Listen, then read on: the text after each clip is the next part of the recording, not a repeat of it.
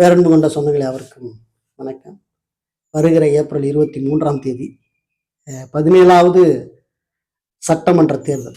Okay, இதுவரைக்கும் நம்முடைய தமிழ்நாட்டை 17 முறை நபர்கள் ஆட்சி பண்ணியிருக்காங்க.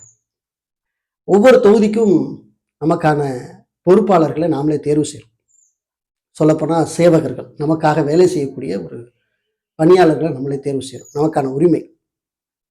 மக்களுக்காக, மக்களால், மக்களே தேர்வு செய்யக்கூடிய ஒரு ஆட்சி மக்களாட்சி.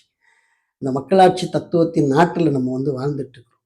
ஆனால் இதுவரைக்கும் நம்மளோட உரிமைகள் நமக்கு தெரியுமா அப்படிங்கிறதான் ஒரு வேடிக்கையான ஒரு நிகழ்வாக இன்ன வரைக்கும் இருக்கு. ஓகே, இப்போ இதுவரைக்கும் இந்த 17வது சட்டமன்ற தேர்தலுக்காக எத்தனை பேர் நாமினேட் பண்ணியிருக்காங்க அப்படிங்கிறத தேர்தல் ஆணையம் இணையத்தில் வெளியிட்டிருக்கிறாங்க. தேர்தல் ஆணையம் அவங்களுடைய வெப்சைட்டில் வெளியிட்டிருக்கிறாங்க. இதில் ஒவ்வொரு தொகுதியிலையும் எத்தனை பேர் போட்டி போடுறாங்க, எந்தெந்த கட்சி சார்பாக போட்டி போடுறாங்க அப்படிங்கிறதையும் உள்ளீடு செஞ்சுருக்கிறாங்க. ஒவ்வொருத்தரும் எவ்வளோ தன்னுடைய அபிடோட்டில் சொத்து மதிப்பை காட்டியிருக்காங்க அப்படிங்கிறது அவங்களோட அபிடோட்டையும் கூட நம்ம இதில் போய் பதிவிறக்கம் செய்து நம்ம பார்த்துக்கொள்ள முடியும் அப்படிங்கிறதையும் நான் உங்களுக்கு சொல்லிக்கிறேன். இந்த வெப்சைட்டோட லிங்க் நம்ம வீடியோக்கில் டிஸ்கிரிப்ஷனில் கொடுத்துருக்கிறேன். நீங்கள் அந்த லிங்க்குள்ளே போனாவே மொத்தமாகவே நீங்கள் 4679 நபர்களுடைய வேட்புமனுவையும் நீங்கள் பார்க்க முடியும். இல்லை எங்கள் தொகுதி மட்டும்தான் நான் பார்க்க விரும்புகிறேன் அப்படின்னா நீங்கள் அதில் சொல்லியிருக்கிற ஆப்ஷன்ஸை நீங்கள் உள்ளே போனீங்கன்னா மாநிலம், அதே மாதிரி ஸ்டேட்டு செலக்ட் கேட்குது. அதுக்கப்புறம் நீங்கள் உங்களுடைய சட்டமன்றத்தை தேர்வு பண்ணிங்கன்னா நீங்கள் ஆட்டோமேட்டிக் என்ன பண்ணிக்கலாம்னா உள்ளே போய் நீங்கள் பார்த்துக்க முடியும். ஓகேவா? இப்போ நான் சொல்லக்கூடிய ஒரு விஷயம் என்னென்னா, நம்ம சேனலை ஃபாலோ பண்ணுற அன்புக்குரிய சொந்தங்களுக்கு இந்த ஒரு சின்ன புரிதல்கள் நம்மளுக்கு இருக்கணும் அப்படிங்கிறத நான் கேட்டுக்க விரும்புகிறேன். நம்முடைய வாக்கு அது நம்மளுடைய பெரிய ஒரு வலிமையான ஆயுதம். அந்த ஆயுதத்தை நாம் எப்படி பயன்படுத்துகிறோமோ அதை பொறுத்து தான் நமக்கான தேவைகள் பூர்த்தி பண்ணப்படும். இப்போ நம்மளுடைய தேவைகளை வேண்டி அரசாங்க அலுவலகத்தில் போய் நம்ம நிற்கும்போது நிறைய பேருடைய வேதனையான ஒரு நிகழ்வுகள் நம்ம வீடியோக்களை கமெண்ட்ல என்ன பதிவு பண்ணுறாங்கன்னா, நான் மனு கொடுத்தேன், எனக்கு அது நடக்கலை, மனு கொடுத்தேன், இது நடக்கலை அப்படின்னு சொல்கிறாங்க. இந்த அரசாங்கத்தையே இயக்கக்கூடியது அரசியல் தான். அறிவியல், புவியியல், வேதியியல், இயற்பியல், இப்படி நம்ம இயலாவே படிக்கிறோமே. இது ஒட்டுமொத்தமாக எல்லாத்தையுமே இயக்குறது பார்த்தீங்கன்னா அரசியல் தான். ஸோ அரசியல் இல்லாமல் இங்கே எதுவுமே இல்லை. அதனால ஒரு தூய்மையான அரசியலை கட்டமைக்க வேண்டியது உங்களுடைய பொறுப்பும் என்னுடைய பொறுப்பும். ஜாதி பார்த்து, மதம் பார்த்து, பணம் பார்த்து, பொருள் பார்த்து நீங்கள் வாக்கு செலுத்துவீங்க அப்படின்னா கண்டிப்பாக இதே நிலை கண்டினியூட்டி ஆகும். அதை தவிர்க்கவே முடியாது. நீங்கள் மறுபடியும் அதே அரசியல் தான் போகிறீங்க. அங்கே கீழே தான் நிற்க போறீங்க. உங்க மனு குப்பைக்கு போகத்தான் போகுது. ஏன்னா நீங்க தேர்வு செய்த நபர்கள் மிக தவறானவர்களாக இருக்கும் பட்சத்தில் இதான் நடக்குது இல்லையா? அப்போ உங்க ஏரியாவில் யாரை தேர்வு செய்யணும் அப்படிங்கிறத நீங்க முதல்ல அண்டர்ஸ்டாண்ட் பண்ண வேண்டியது அவசியமா இருக்கு. எத்தனை வேட்பாளர் போட்டி போடுறாங்களோ அத்தனை வேட்பாளர்கள் யாரு அப்படிங்கிறத சரியா நீங்க ஐடென்டிஃபை பண்ண வேண்டியது அவசியமா இருக்கு. நமக்காக இவங்க இதுவரைக்கும் என்ன செஞ்சிருக்காங்க, இதுவரைக்கும் என்ன செய்யறேன்னு சொன்னாங்க, என்ன செஞ்சிருக்காங்க, அதை நீங்க கரெக்டா ஐடென்டிஃபை பண்ண வேண்டியிருக்கு.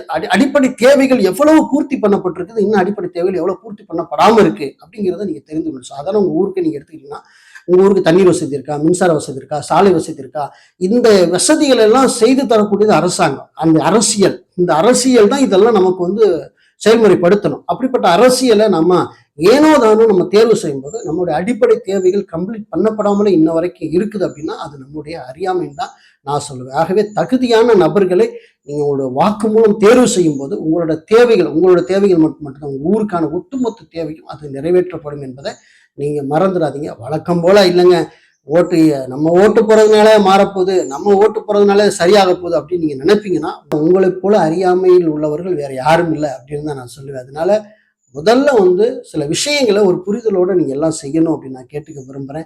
தொடர்ச்சியா வாக்குறுதிகளை மட்டுமே கொடுத்து உங்களை ஏமாற்றிக்கொண்டே இருப்பார்கள்னா அவர்கள்லாம் இந்த சட்டமன்ற தேர்தலில் நீங்க நிராகரிச்சிருங்க. நிராகரிக்கிறது மீன் அவங்களோட போய் சண்டை போட்டு நீங்க ஏரியாவில் வராதிங்க அப்படின்னு நோட்டீஸ் ஒட்டி அப்படி எதிர்ப்பை தெரிவிக்கிறது அல்ல. உங்க வாக்கை நீங்க மாற்றி போட்டாலே அது பெரிய எதிர்ப்பு தான்.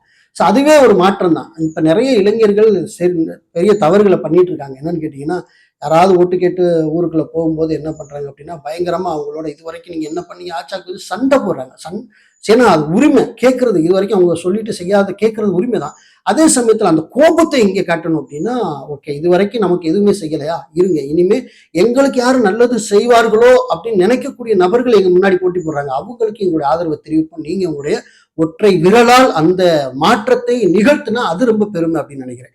இதை தாண்டி இன்னொரு விஷயத்தை நான் சொல்லிக்கொள்ள விரும்புகிறேன். என்னன்னு கேட்டிங்கன்னா, அரசியல்ல இங்க வந்து ரொம்ப மோசமான நிகழ்வுகள் தற்போது இருக்குது. யார் ஒருவர் எதிர்த்து கேள்வி எழுப்புறோமோ அவர்களை முடக்கும் வண்ணமாக பல வேலைகள் வந்து பண்ணிட்டு இருக்காங்க. அதனால இளைஞர்கள் ஒரு சில விஷயங்கள புரிஞ்சுக்கங்க. என்னன்னு கேட்டீங்கன்னா, இப்ப புதிதாக வரக்கூடிய கட்சிகளுக்கு ஆதரவு தெரிவிக்கிறோம் அப்படிங்கிற பேர்ல, அதுக்காக நாங்க சப்போர்ட் பண்றோங்கிறதுனால குடும்பத்தை விட்டு, நண்பர்களை விட்டு, உறவுகளை விட்டு நான் பெரிய ஆதரவு திரட்டுறேன் அப்படின்னு போய் என்ன ஆகுதுன்னா, உறவுகளை எல்லாம் இழக்கக்கூடிய ஒரு அபாய கட்டத்துல இளைஞர்கள் இருக்கிறத என்னால பார்க்க முடியுது. ஸோ அதெல்லாம் வந்து சரியானதல்ல. நாளைக்கு நீங்க தடுக்கி விழுந்தா அவங்கள தூக்குறது உங்க ஊர்க்காரன் தான் தூக்கணும். உங்கள தூக்குறது உங்களோட உறவினர்கள் தான் இருக்கணும். உங்களுடைய நண்பர்கள் தான் வருவாங்க. நீங்க யாருக்காக சப்போர்ட் பண்ணி பின்னாடி போய் நீங்க கோஷம் போட்டு கத்திக்கிட்டு இருந்தீங்களோ, அவங்க கண்டிப்பா உங்கள திரும்பி கூட பார்க்க மாட்டாங்க. அத நீங்க முதல்ல வச்சுக்கிறங்க. யாருக்கா இருந்தாலும் தான். நான் யார வந்து குறிப்பிட்டு சொல்லல. எல்லாருக்கும் இதே தான். நீங்க ஒரு அரசியல் தலைவருக்கு பின்னாடி நீங்க போய் கோஷம் போட்டு நீங்க சுத்திட்டு இருக்கிறீங்க அப்படின்னா, பாதிக்கப்படும்போது நிச்சயமாக உங்களுக்கான எந்த ஒரு தேவையுமே அவர்கள் பூர்த்தி பண்ணி கொடுப்பது அல்ல. பாதிக்கப்பட்டவர்கள் எண்ணில் அடங்காத பேரு. இத நீங்க கவனத்துல வைங்க.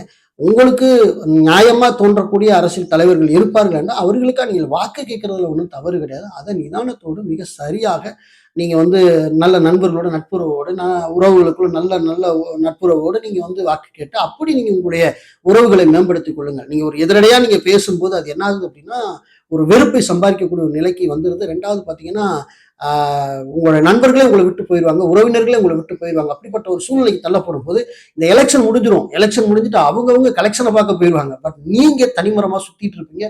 அந்த ஒரு நிகழ்வுக்கு நீங்க பாதிக்கப்பட்றாதீங்கங்கிறத நான் உங்களுக்கு இந்த வீடியோ வழியா, அதுவும் குறிப்பா நம்ம சேனல்ல இருக்கக்கூடிய அன்புக்கினிய சொந்தங்கள் எல்லாருக்கும் நான் சொல்லிக்கொள்ள விரும்புறேன். அதனால உங்களுக்கு யாரு பிடிக்குமோ அவங்களுக்கு உங்களுடைய வாக்க செலுத்துங்க. அதுல எந்த தடையதும் இல்லை. சிந்தித்து வாக்கு செலுத்துங்க. தயவு செய்து யாராவது ஒருவர் உங்க வீட்டுக்கு பணம் கொடுக்க வர்றாங்க அப்படின்னா, நேரடியாக எதிர்ப்புகளை நீங்கள் தெரிவிங்கள். இதெல்லாம் உங்களுடைய பணம் தான் அப்படின்னு அவங்க சொல்லுவாங்க. அது சரியானதல்ல. நம்மளுடைய பணம் கிடையாது.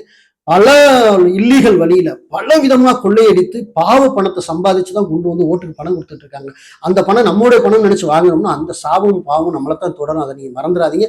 நம்ம இல்லாதப்பட்ட ஒரு சூழ்நிலை இருக்கும்போது அதை வாங்கிக்கிறோம், வேற வழி இல்லை அப்படின்னு நம்ம நியாயப்படுத்த நினைத்தாலும் அது எனக்கு தெரிஞ்ச வரைக்கும் அது நியாயமானதே இல்லை.